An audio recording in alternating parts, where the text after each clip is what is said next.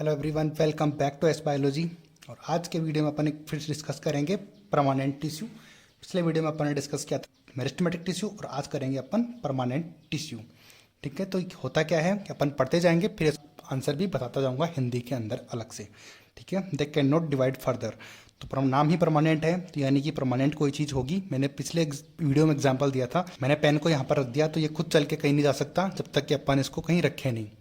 ठीक है, तो ये परमानेंट हो गया यहीं पे, तो इसी को बोलते हैं परमानेंट। यानी कि ऐसी सेल जो कि डिवाइड नहीं हो सकती आगे, यानी कि जो सेल है वही रहेंगी, उसी को बोलते हैं परमानेंट। पिछले वीडियो में मैंने अच्छे से समझाया था। अब देखो, परमानेंट टिश्यू के भी दो टाइप होते हैं यहाँ पर। एक तो सिंपल टिश्यू और एक होता है कॉम्प्लेक्स टिश्यू। सिंपल टिश्यू क्या होते हैं? Only one type of cell present. इसमें सिर्फ एक ही टाइप की सेल प्रेजेंट होगी, चाहे वो कैसी भी हो। यानी कि अगर एल टाइप की सेल प्रेजेंट है तो एल टाइप की होंगी सारी, फिर बी टाइप की है तो फिर बी टाइप की प्रेजेंट होगी सारी। यानी कि सेम होने वाली है सेल जो भी प्रेजेंट होगी, एक ही टाइप की लेकिन होगी सारी। अब having cells which is similar in structure और फंक्शन। बिल्कुल, जब एक ही टाइप की सेल प्रेजेंट है तो वो सारे काम एक ही जैसे करेंगी। ठीक है, आती है इतनी बात समझ में। नेक्स्ट बात करते हैं कॉम्प्लेक्स टिश्यू। तो have many different type of cells. तो अब कॉम्प्लेक्स ही है तो कोई चीज़ कॉम्प्लेक्स तो तभी होगी जब किसी न किसी चीज़ में उल्टा पुल्टा काम होगा, यानी कि एक जैसा नहीं होगा। हर चीज़ के अंदर कुछ ना कुछ अलग चीज़ होगी, उसी को बोलते हैं कॉम्प्लेक्सिटी। कॉम्प्लेक्सिटी का मतलब हो गया ना, हाँ, होच पोच हुई वो चीज़ें। तो नाम से ये कॉम्प्लेक्स, यानी कि इसमें अलग अलग टाइप के सेल्स में प्रेजेंट होगी। ठीक है, तो सबसे पहले अपन डिस्कस करते हैं सिंपल टिश्यू को, फिर कॉम्प्लेक्स टिश्यू स्टार्ट करेंगे। लेकिन सबसे पहले बात करते हैं सिंपल टिश्यू की। तो सिंपल टिश्यू के अपनी एनसीईआरटी के अंदर तीन टाइप्स दिए हुए हैं, पेरेनकाइमा, कोलेनकाइमा और स्क्लेरेनकाइमा। तीनों दिए हुए हैं, तीनों में बहुत ज़्यादा कंफ्यूज होते हैं, तो मैंने एक साथ इनको एकदम इसके अंदर रिलेशन के रूप में ले लिए तीनों को। तो यानी कि जो भी आपको डाउट लगेगा तो वो एक ही पेज पे दिख जाएगा।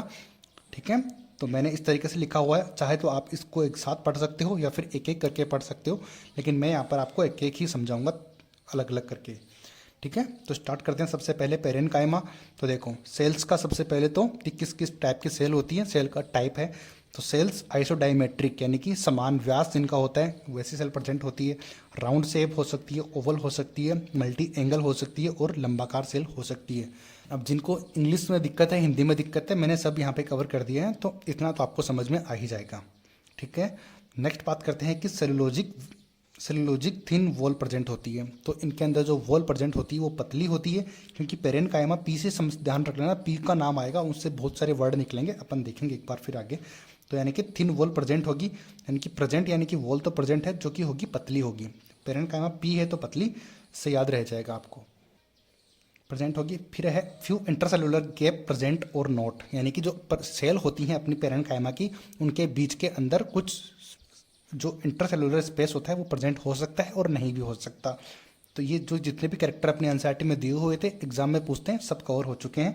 तो देखो, ये क्या काम कर सकती है पेरेनकाइमा? एक तो फोटोसिंथेसिस ये कर सकती है, एक स्टोरेज का काम करेगी और करेगी सिक्रेशन। ये याद कैसे रखना है, ट्रिक अपने पास है, लेकिन उससे पहले मैं आपको थोड़ा सा समझा भी देता हूँ कि किस तरीके से आप और भी याद रख सकते हो। तो सबसे पहले फोटोसिंथेसिस करेगी। फोटोसिंथेसिस करेगी यानी कि खाना बनाएगी, तो खाना बना के रखना भी तो पड़ेगा उसको, तो रखेगी तो यानी कि स्टोर भी करेगी, और स्टोर करेगी तो फिर खुद ही तो सब खाएगी नहीं, दूसरे पार्ट को भी देगी, तो यानी कि सिक्रेशन भी करेगी, यानी कि किसी को सेंड भी तो करेगी।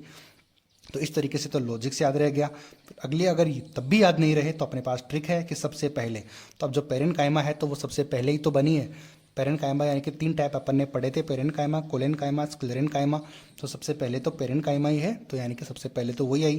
तो एस से याद रखेंगे स्टोरेज, एस ई से याद रखेंगे सिक्रीशन, और पी से याद रखेंगे फोटोसिंथेसिस। तो आई होप कि आपको अब ये पेरेनकाइमा समझ आ गया होगा। नेक्स्ट बात करते हैं कोलेनकाइमा की। अब कोलेनकाइमा में क्या होता है कि प्रेजेंट इन डाइकोट प्लांट, ये ध्यान रखना बहुत इंपॉर्टेंट पॉइंट है कि डाइकोट प्लांट में के अंदर प्रेजेंट है।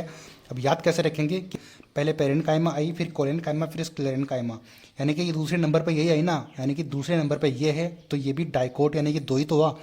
डाइकोट में भी दो आ रहा है, ये भी दूसरे नंबर पर आ रही है, तो याद रह जाएगा ना कि कोलेनकाइमा डाइकोट प्लांट में प्रेजेंट है। ठीक है, thin wall present, but at corner के ऊपर सेलुलोज, हेमिसेलुलोज और पैक्टीन जमा होता है, इसलिए इनके कोने मोटे होते हैं।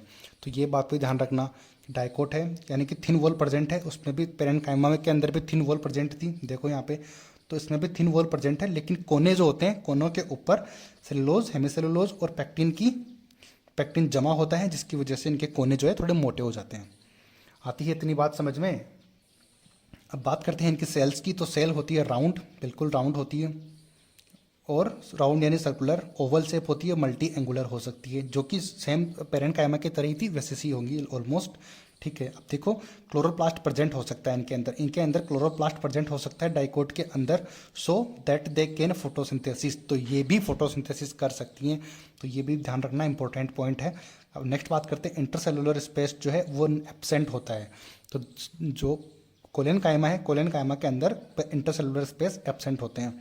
काम क्या करती है कि छोटे प्लांट्स में पत्ती और तने को मैकेनिकल सपोर्ट कर ये अवेलेबल करवाती हैं। नेक्स्ट बात करते हैं स्क्लेरेनकाइमा सेल्स की। तो ये सेल होती हैं लंबी हो सकती हैं और संकरी हो सकती है, यानी कि नैरो, या तो लॉन्ग हो सकती है या फिर हो सकती है नैरो सेल्स प्रेजेंट होती है। अब देखो इनकी जो वॉल होती है मोटी और लिग्नीकृत होती है, यानी कि लिग्निन इनके अंदर प्रेजेंट होता है। अब देखो इनके अंदर पिट प्रेजेंट होते हैं कुछ या अधिक, या तो इसके अंदर जो पिट प्रेजेंट होंगे, पिट को हिंदी में बोलते हैं गर्त, या तो कुछ होंगे या फिर थोड़े कुछ ज़्यादा भी हो सकते हैं। तो डाइड सेल प्रेजेंट होती है, यानी कि ये मरे हुए सेल भी इनके अंदर प्रेजेंट होती है। तो प्रोटोप्लास्ट एब्सेंट होगा, तो यानी कि जब सेल मरी हुई कब होगी, जब उसके अंदर प्रोटोप्लास्ट नहीं होता, उस सेल को बोलते हैं मरा हुआ। तो जिसमें प्रोटोप्लास्ट नहीं होगा उसमें वो सेल मरी हुई होगी, या फिर जो सेल मरी हुई होगी उसमें प्रोटोप्लास्ट नहीं होगा, किसी भी तरीके से कर लो, तो आपको याद रहना चाहिए बस। तो ये दो टाइप की होती है अपनी स्क्लेरेनकाइमा। तो देखते हैं आगे कि दो टाइप कौन कौन से हैं। तो देखो दो टाइप होते हैं, एक तो तंतुमय यानी कि फिलामेंटस, और रिड यानी कि स्क्लेरिड। ये दो टाइप की होती है स्क्लेरेनकाइमा। तो सबसे पहले बात करते हैं कि फिलामेंटस, इंग्लिश में बोलते हैं फिलामेंटस, लिख लेना जिसको नहीं लगता है समझ में आता है। तो इसको तंतुमय को देखते हैं कि तंतु मोटी भित्ति वाले जो फिलामेंट होते हैं, इनकी जो वॉल होती है वो मोटी होती है, लॉन्ग होते हैं, लंबे होते हैं, नुकीले होते हैं, यानी मर्द कोशिका प्रेजेंट होती है। तो मरी हुई तो होगी ही, अभी मैंने आपको बताया कि इसके अंदर डाइड सेल होती है, प्रोटोप्लास्ट एब्सेंट होता है, तो ये मरी हुई होगी। तो ये मरी हुई होती है, डाइड सेल होती हैं। होते हैं पोते के विभिन्न भागों के ग्रुप में प्रेजेंट होती है। तो प्लांट के जो डिफरेंट डिफरेंट जो पार्ट होते हैं उसके अंदर ये ग्रुप में प्रेजेंट होती है, जो फिलामेंट्स होते हैं ये वाले। आगे बात समझ में।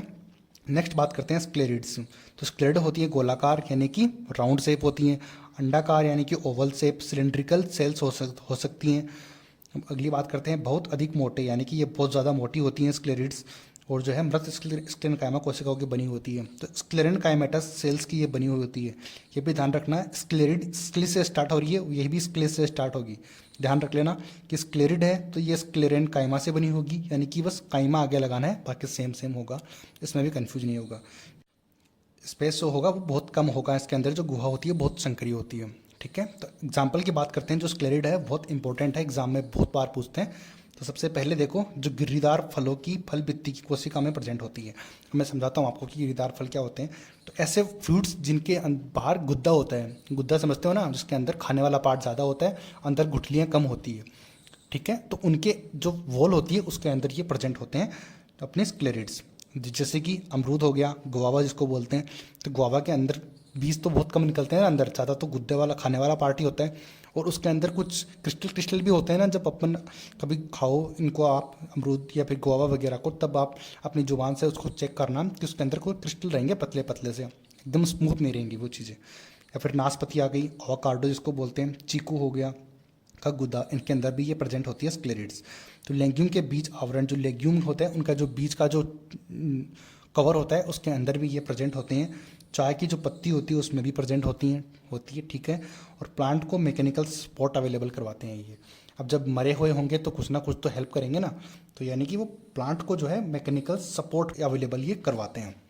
आती है इतनी बात समझ में। एक बार आप ये वीडियो देखो, उसके बाद जाके एनसीईआरटी पढ़ो, आपको सब कुछ क्लियर हो जाएगा। ठीक है, तो आज के लिए इतना ही, मिलते हैं अगले वीडियो में। तब तक के लिए वीडियो को लाइक, सब्सक्राइब, शेयर जरूर करना। मिलते हैं अगले वीडियो में। Thank you so much.